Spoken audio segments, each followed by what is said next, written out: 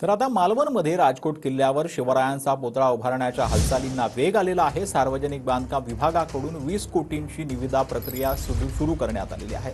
दरम्यान आमचं सरकार आल्यावर आम्ही शिवरायांचा पुतळा उभारू असं जयंत पाटील यांनी म्हटलं।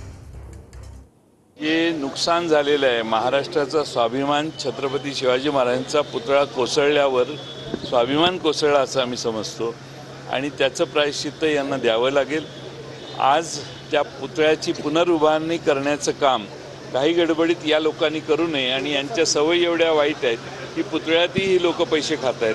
त्यामुळे यांनी आता पुतळा उभारण्याचा उद्योग करू नये। आमचं सरकार आल्यावर आम्ही अतिशय उत्तम पुतळा त्या ठिकाणी उभा करू। म्हणजे आधीचं टेंडर कितीचं होतं आणि आताचं टेंडर कितीचं होतं। आणि दुसरी गोष्ट म्हणजे आपण पाहिलं असेल त्या उद्घाटनाच्या वेळी जेव्हा प्रधानमंत्री महोदय आले होते, पूर्ण पुतळ्यावर जेवढं मूर्तीवर जेवढं खर्च केला नव्हता तेवढं हेलिपॅडवर खर्च केला होता। स्टॅच्यू ऑफ युनिटी गुजरातमध्ये नीट उभा आहे, पण आमच्या छत्रपतींचा पुतळा लगेच पडतो। हे भाजपचं सरकार आहे, हेच मिंदेंचं सरकार आहे।